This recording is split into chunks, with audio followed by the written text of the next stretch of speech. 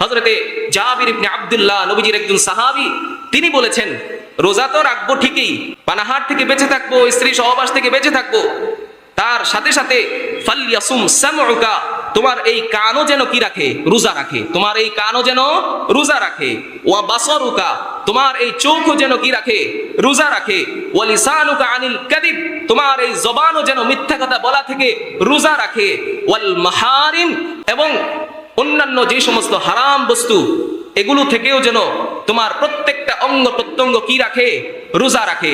তাহলেই এই রোজার হক আদায় হবে এবং এই রোজা জাহান্নামের সামনে ঢাল হয়ে দাঁড়াইতে সক্ষম হবে। রোজার তিনটা স্তর, কয়টা বলেন? তিনটা স্তর। অর্থাৎ মানুষ যে রোজা রাখে, তিন স্তরের মানুষ আছে এই রোজা রাখার মধ্যে। এক নম্বর স্তর হচ্ছে ইমসাকুল বাতানি আনিল আকলি ওয়াশ শুরবি ওয়াল ফারজি আনিশ শাহওয়াত মিন তুলুইল ফাজরিস সাদিকি ইলা গুরুবিশ শামস।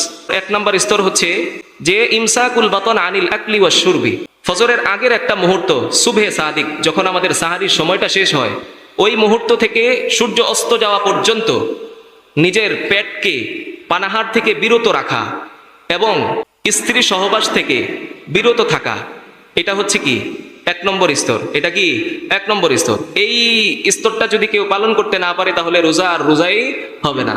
এটা সবাই পালন করে। এই রোজাটা হচ্ছে সৌমুল আওয়াম, সাধারণ মানুষের রোজা, সাধারণ মানুষের রোজা।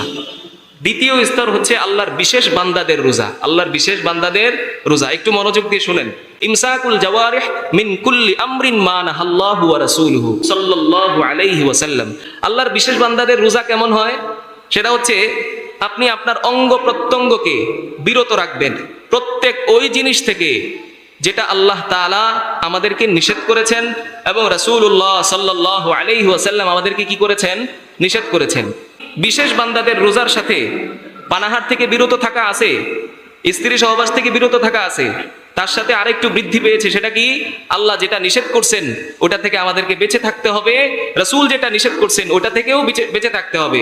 তো এমন স্তরের রোজা যারা রাখতে পারে তারা হচ্ছে আল্লাহর বিশেষ বান্দা এবং সেটাই বিশেষ বান্দাদের রোজা। কথা বুঝতে পারছেন? দুই নাম্বার রোজা। তিন নম্বর স্তর, তৃতীয় স্তরের রোজা হচ্ছে আল্লাহর বিশেষ বান্দাদের মধ্যে আরো কিছু বিশেষ বান্দা আছে, তাদের রোজা।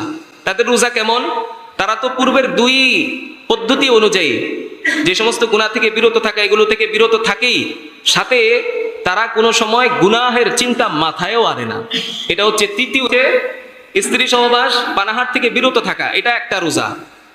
আরেক নম্বর স্তর হচ্ছে যে স্ত্রী সহবাস এবং পানাহার থেকে তো বিরত থাকবই, সাথে সাথে এই রোজার মাসে আমাদের অঙ্গ প্রত্যঙ্গ দ্বারা, হাতের মাধ্যমে, চোখের মাধ্যমে, কানের মাধ্যমে, জবানের মাধ্যমে, পায়ের মাধ্যমে যে সমস্ত গুনাহ আমাদের হয় এগুলো থেকেও বিরত থাকা। আর তৃতীয় স্তরের রোজা হচ্ছে আল্লাহর বিশেষ বান্দাদের মধ্য থেকে আরো কিছু বিশেষ বান্দা আছে তাদের রোজা। সেটা কি? তারা তো স্ত্রী সহবাস থেকে বিরত থাকবেই, পানাহার থেকে বিরত থাকবেই, হাতের গুনাহ, পায়ের গুনাহ, চোখের গুনাহ, জবানের গুনাহ, প্রত্যেকটা গুনাহ থেকে বিরত থাকার সাথে সাথে তারা আরেকটা কাজ করে, সেটা হচ্ছে গুনাহের চিন্তাও তাদের মাথায় আসে না। এটা হচ্ছে তৃতীয় স্তরের রোজা। প্রথম স্তরের রোজা তো এটা দ্বারা রোজা আদায় হবে, কিন্তু এই রোজার যে মহা ফজিলত সেটা আমরা কি করতে পারবো না। দেখেন, আপনি শুধু রোজা রাখলেন, আপনি শুধু রোজা রাখলেন, খাবার থেকে বিরত থাকলেন এবং স্ত্রী সহবাস থেকে বেঁচে থাকলেন, এটাকে কি পূর্ণ রোজা বলে? এটাকে পূর্ণ রোজা বলে না। সাথে সাথে আপনাকে গুনাহ থেকেও কি করতে হবে? বেঁচে থাকতে হবে। তাহলে দ্বিতীয় স্তরের রোজার মধ্যে পাইলাম গুনাহ থেকে বেঁচে থাকা, অঙ্গ প্রত্যঙ্গের গুনাহ থেকে বেঁচে থাকা। রাসূলুল্লাহ সাল্লাল্লাহু আলাইহি ওয়াসাল্লাম হাদিসের মধ্যে বলেছেন, আসিয়ামু জুন্নাতুন মা লাম ইয়াখরিকহা, এই রোজা এটা জাহান্নামের আগুনের সামনে ঢাল হয়ে দাঁড়াবে। কিয়ামতের ময়দানে জাহান্নামের আগুনের সামনে কি হয়ে দাঁড়াবে? ঢাল হয়ে দাঁড়াবে। আমরা শত্রুপক্ষের আক্রমণ থেকে বাঁচার জন্য আমাদের সামনে যেমন ঢাল ব্যবহার করি যেন শত্রুপক্ষের আক্রমণ আমাদের শরীরে আঘাত না করে, তেমনি ভাবে কিয়ামতের ময়দানে এই রোজাও একটা ঢাল হয়ে দাঁড়াবে জাহান্নামের আগুনের সামনে। সুবহানাল্লাহ বলেন। জাহান্নামের আগুনের সামনে ঢাল হয়ে দাঁড়াবে। কিন্তু এই রোজাকে যদি আপনি ছিদ্র করে ফেলেন, কি বলেন বাংলাটা? ছিদ্র করা। রোজা ছিদ্র হয়ে যায়। কি হয়ে যায় বলেন? ছিদ্র হয়ে যায়।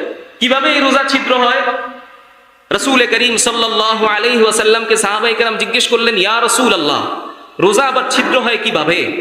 রাসূল বললেন, বিকাদিবিন আও গীবাতিন, মিথ্যা কথা বলার মাধ্যমে এবং অন্য কোনো মানুষের গীবত করার মাধ্যমে এই রোজা ছিদ্র হয়ে যায়। কি হয়ে যায় বলেন?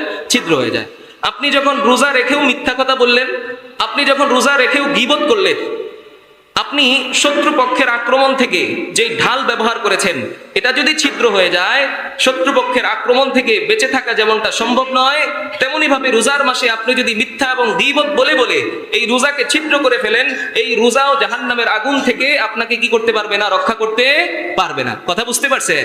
হ্যাঁ, এই জন্য আমাদেরকে এই গীবত থেকে এবং মিথ্যা কথা বলা থেকে বিরত থাকতে হবে এই রমজান মাসে। শুধু গীবত আর মিথ্যা কথা বলা না, দ্বিতীয় নাম্বার স্তরের কথা মনে আছে যে প্রত্যেকটা অঙ্গ প্রত্যঙ্গের গুনাহ থেকে আমাদের এই রমজান মাসে কি করতে হবে? বেঁচে থাকতে হবে। তাহলেই আমাদের রোজা ছিদ্র হবে না। আর রোজা যখন ছিদ্র হবে না, তখন এই রোজাই কিয়ামতের ময়দানে জাহান্নামের আগুনের সামনে ঢাল হয়ে দাঁড়াবে, যে তুমি কি করতে পারবে না? তাকে গ্রাস করতে পারবে না। কথা বুঝতে পারছেন? হ্যাঁ, দেখেন, মসজিদে আসছেন, 10 মিনিট সময় 5 মিনিটে নামাজ আদায় করছেন, আর 5 মিনিট বসে বসে মানুষের গীবত করলেন, পরনিন্দা করলেন, মিথ্যা কথা বললেন। এমনকি ইফতারকে সামনে রেখেও যখন 10 মিনিট সময় বাকি থাকে, তখনও আমরা যখন একসাথে অনেকে খাবার খাই, ইফতার গ্রহণ করি, তখনও অন্যের গীবত করতে থাকি, মিথ্যা কথা বলতে থাকি। তাহলে ভাই রোজার দ্বারা ফায়দা হইল কি? কিছুই লাভ নাই। এই রোজা ছিদ্র হয়ে গেছে। রোজার যে মহা ফজিলত, জাহান্নামের আগুনের সামনে যে ঢাল হয়ে দাঁড়ানোর যে ফজিলত, এটা আর আপনি কি করতে পারলেন না? অর্জন করতে পারলেন না। রাসূলুল্লাহ সাল্লাল্লাহু আলাইহি ওয়াসাল্লাম হাদিসের মধ্যে এটাও বলছেন, কাম মিন সাইমিন লাইসা লাহু মিন সিয়ামিহি ইল্লাল জু'। অনেক রোজাদার এমন আছে সারা দিন রোজা রাখে, ক্ষুধার্ত অবস্থায় থাকে। রাসূল বলেন, এমন অনেক রোজাদার আছে যারা শুধু ক্ষুধা ছাড়া তাদের আর কোনো কিছুই আদায় হয় না। ক্ষুধা ছাড়া আর কোনো কিছুই আদায় হয় না। এমন অনেক ব্যক্তি আছে যারা সারা রাত নামাজ পড়ে, ইবাদত করে, ওই রাত্রি জাগরণ ছাড়া তাদের আর কিছুই আদায় হয় না। কেন আদায় হয় না? ওই যে রোজা রেখেও কি করেছে? মিথ্যা কথা বলেছে, গীবত করেছে। ওই রাতে ইবাদত যে করেছে, সেও রাত্রি জাগরণ ছাড়া তার আর কোনো কিছুই আদায় হয় নাই। কেন হতে পারে? সে এই রাত্রি জাগরণ করেছে একমাত্র মানুষকে দেখানোর জন্য, আল্লাহ সন্তুষ্টির জন্য না। এই জন্য তার রাত্রি জাগরণ ছাড়া আর কোনো কিছুই আদায় হয় নাই। ওই রোজাদারেরও সারাদিন ক্ষুধার্ত থাকা ছাড়া আর কোনো কিছুই আদায় হয় নাই।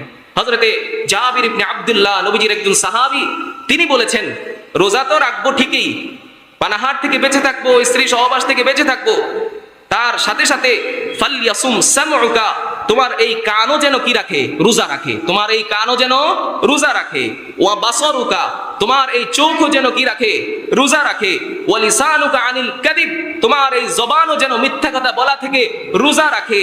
ওয়াল মাহারিম, এবং অন্যান্য যে সমস্ত হারাম বস্তু, এগুলো থেকেও যেন তোমার প্রত্যেকটা অঙ্গ প্রত্যঙ্গ কি রাখে? রোজা রাখে। তাহলেই এই রোজার হক আদায় হবে এবং এই রোজা জাহান্নামের সামনে ঢাল হয়ে দাঁড়াইতে সক্ষম হবে। ভাই, আমার কথা বুঝতেছেন? আল্লাহ আমাদের সবাইকে অঙ্গ প্রত্যঙ্গের প্রত্যেকটা গুনাহ থেকে বেঁচে থেকে আমাদের এই রোজার হক আদায় করে রোজা রাখার তৌফিক দান করেন। সকলে বলেন আমিন।